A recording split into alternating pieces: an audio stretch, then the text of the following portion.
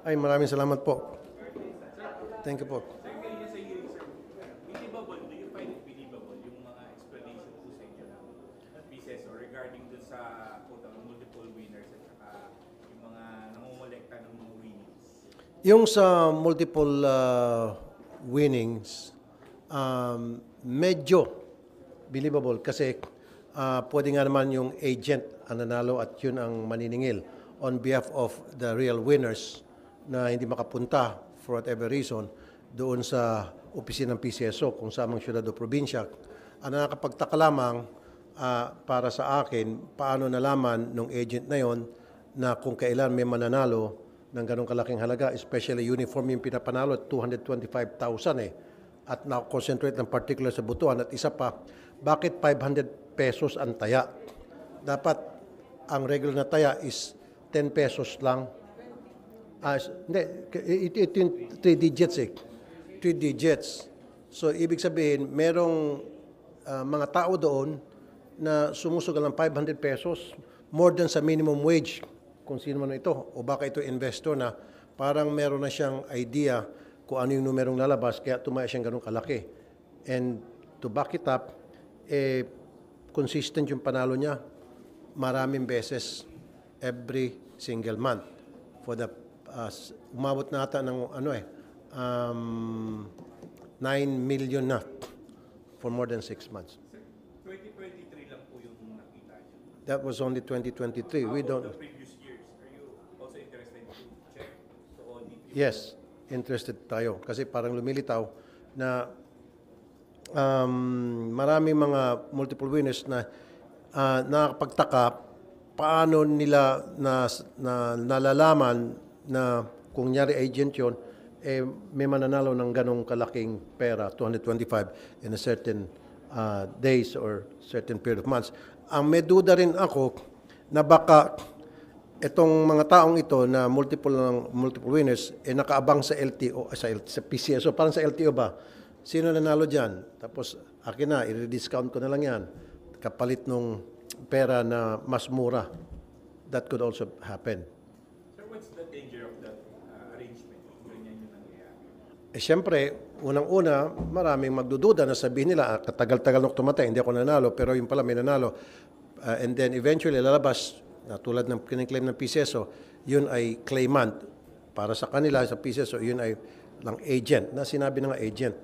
Hindi dapat ganun. Dapat, yung mga tunay na winners, yun ang pupunta sa PCSO, yun ang mag-register at mabibigyan ng TIN number.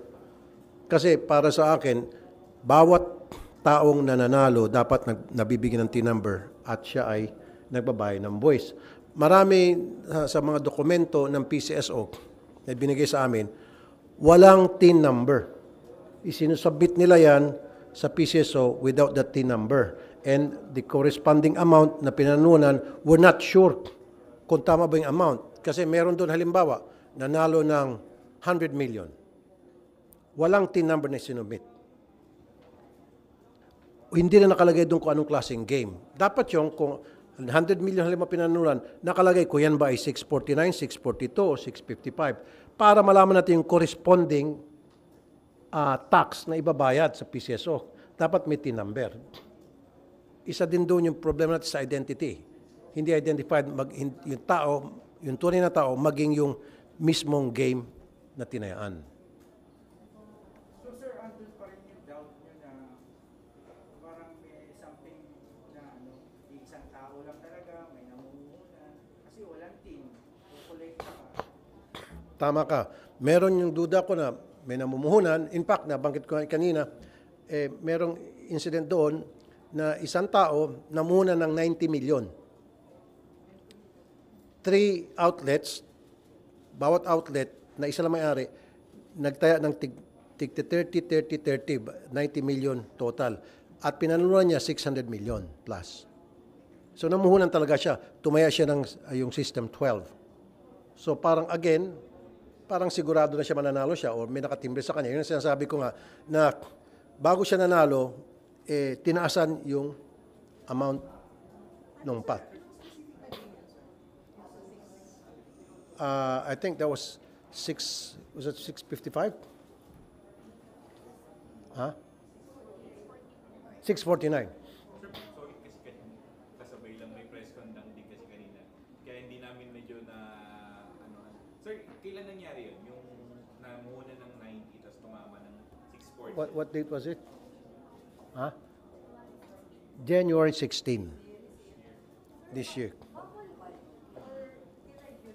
Hindi bawal yon kung tutuusin. Wala naman nakalagay sa ating batas maging sa ng PCSO charter na bawal magtaya ng by the millions. Of course. Pero kanina maging yung AMLAC sabi niya there's something irregular na for you tumaya ng ganung kalaki. Sa yon sa AMLAC side.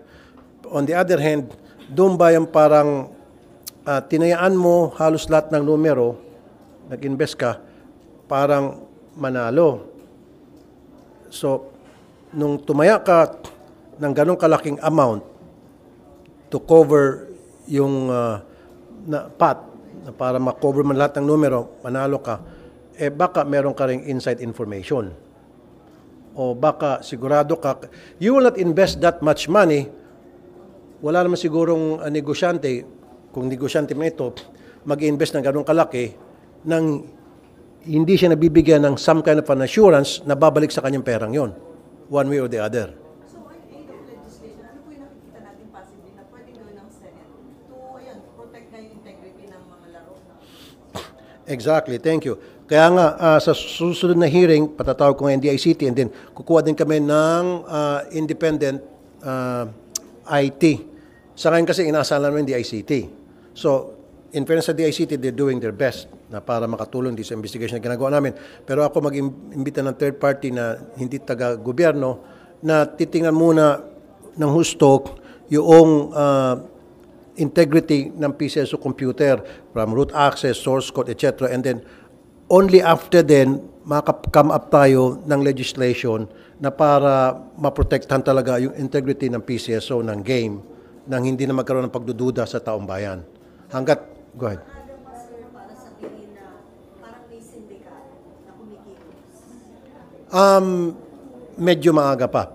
Although nandun yung pagdududa and I don't blame the betting public na magkaroon ng duda at tumaas ang kilay, especially yung mga matatagal na tumataya for several years na at libo-libo na ang nagagastos at di pa tumatama, and then here comes people na multiple ang winnings each month. So, hindi ko biniblame yung magdududa. So, kailangan maalis natin doon sa betting public na loyal bettors ng PCSO, hindi pa nanalo, maalis yung duda nila sa PCSO nang sa gayon, tuloy-tuloy pa rin yung kanilang pagtangkilik sa PCSO Lotto. Sir, andun pa rin, hindi kayo convinced pa. I am not, exactly. I am not 100% convinced. Although there were questions that were answered. Okay ako doon. Pero may mga katanungan na hindi pa very clear to me. And sa masusunod na hearing, kakalkalin pa rin natin yon. Sa tin. Yes. Bakit nagsasubmit ang PCSO ng mga panalo ng walang tin at walang corresponding anong games yon? Kasi magsasubmit sila, hindi lang yung 100 million, magsasubmit sila 50 million, tapos 20% yan, walang tin. So, bahala ng PCSO maghanap kung ano yung tin number. In some cases, walang tin, talagang bukunin ng PCSO yung 20% at ilalagay nila doon sa collection daw. Now, okay lang yun. Napupunta sa collection, di ba? Come what may. Hindi nabubulsa ng gobyerno at napupunta sa collection. However, ang point doon, baka yung nanalo na yun, taga-PCSO. Or bata-bata ng taga-PCSO. Di ba?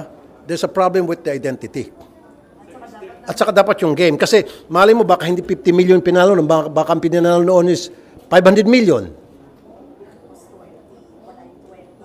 Tapos dineklaran 50 million ang panalo. Dapat 500. So doon sa 50 million dineklaran niya, 20% lang kukunin noon. Kung 500 million, di mas malaki sana. Ano ba yung 100 million? 20% yan, dapat 20 million mapupunta sa BIR. Ngayon, yung pala 500 million tinamaan yan. O dapat, hindi lang 20, 100 million dapat yung tax na mapupunta sa BIR, which hindi nangyari yon. At saka hindi pa natin identified kung sino yung taong yon. Malay natin, planted no ng kung sino Poncio Pilato sa PCSO. Halimbawa lang yon. And then yung BIR, tumatanggap sila ng pera from PCSO without even, parang checking. Pero yung, Yes. Tinatanggap ng BIR. Inamin nila kanina doon. In some cases, in fairness sa BIR, resourceful sila. Nagmamatching-matching sila at nagmamatch naman, yun nga pagtaka, tulad nung si person B. 0-0 ang sinabit sa BIR. Nandun naman sa records natin, di ba? Nakita yung 0-0. Ngayon, mabuti na lang BIR resourceful, nung tiningnan niya, nag-match-matching sila, nakita nila yung TIN number. Sir, yung namuhunan po ng 90M na hanap niyo po ba yun? Yung nang committee niyo yung identity ng taong to kung taga-PCSO ba yan? May kamag-anak? Ipapatawag yun sa susunod na hearing. Saan lugar yun? Pero of course, executive session yun. Pero saan lugar possibly? Manila? Manila area. Medyo malapit sa Binundok. Sir, sa ano po? Sa visa initial info niyo or evidence na nakuha niyo, is there a reason to suspect na kung hindi man sindikato at least collusion between the supposed vendor and then a senior official ng PCSO? Sa ngayon, very vague pa. Kaya nga kasama dyan yung AMLAC na gagawa rin ng sariling investigasyon. Paano nangyari yun at ba't nangyari yun? Na pa yung isang tao mag-invest ng 90 million at nung manalo out of that 90 million, lumabas na nanalo siyang 600 million. Lo and behold, yung 90 million niya na kung saan galing. Halimbawa lang sa AMLAC side, na yun ay dirty money. And nung ininvest niya sa PCSO, paglabas noon, 640 million, clean money. Yung pera. Exactly. Lumaki pa. Yun. Kaya nga, kasama yung AMLAC dyan sa gagawin natin investigasyon na magkakalkal. Kailan sir yung susunod na hearing po? Siguro after ng recess and then after ng yung DICT makapag-submit ng report sa amin because right now, DICT is waiting for PCSO to request from them na to conduct an evaluation doon sa integrity ng kanilang system. It has to be requested by the PCSO to the DICT, not DICT requesting PCSO. No, natatanda natin nung nanalo yung 36123, parang gano'n. Na-settle ba yun? Na-clarify ba yun? 918 yung gano'n? Na-clarify na ba ng PCSO? I'm sorry, hindi ko alam yan. Nanalo yung Yung 9-18-27, yung pattern. Yung maraming nanalo, sir. Maraming So, 100 something yata yung nanalo sila. Question yan ni Senator Coco, naipaliwanag naman kay Senator Coco, yung kung bakit 400 katao ang nanalo, yung probability. Para sa akin, kung akong tatanungin, baka kasi yung number na yon na marami nag-aalaga. Kasi many years ago, nung ako'y tumataya pa rin ng loto, ngayon hindi na, syempre, vice chairman ako ng, hindi, totoo, tumataya ako ng loto noon, nag-aalaga ako ng numero. Na yung inaalaga akong numero, malay ko kung marami din tumataya niyan. Di ba? In fact, nangyari na sa Amerika yan yung malaking pots in the US, marami sila nanalo because yung numero na yon may sequence So, marami nagkagusto sa sequence numbers na yon, tinayaan. Para sa akin, yung marami hindi. Senator, should there be a prohibition sa mga PCSO official or kaya kamag-anak nila na tumaya sa Sa ngayon, mayroong prohibition yan. Hindi natin alam kung nasusunod. Kaya nga, doon sa hindi pagsasabit natin, sa mga susunod na hearings, makakalkal natin, magpapatawag tayo ng mga hearing at papatawag natin yung mga nanalo, tentitina natin sa executive session, kung sila ba ay nagtatrabaho sa PCSO or related ba sila one way or the other sa mga PCSO employees. Hindi. Sa executive session. So yung multiple winners especially, i-check natin yung background nila kung sino sila. Are they from the PCSO, working with the PCSO, or relative sila? But that has to be done executive session kasi hindi naman natin pwede i-divulge yan dahil mayroong Privacy Act. Sir, yung sa unclaimed jackpot prices, nabigyan linaw din po ba yun kung saan napupunta? Pati yung binus nila yung jackpot price noong December, dun po ba galing yun sa unclaimed? They will stop that already because I told them to stop kasi lang last year they were doing that to boost the pot para tumaas yung taya, yung revenue. Sabi ko stop and I hope they will stop kasi they said they will stop. Hindi na mangyari yon yung pagbuboost. Sir, yung sa unclaimed jackpot price, Sa unclaimed, sinasabi na ilalagay doon na sa prize fund. In fact, merong 500 million na uncollected.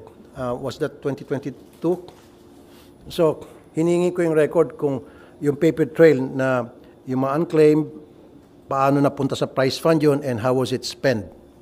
Bibigyan daw ako ng records niya ng PCSO sa susunod na hearing. Sir, pwede ba kayong, pwede namin kayo hingan ng reaction?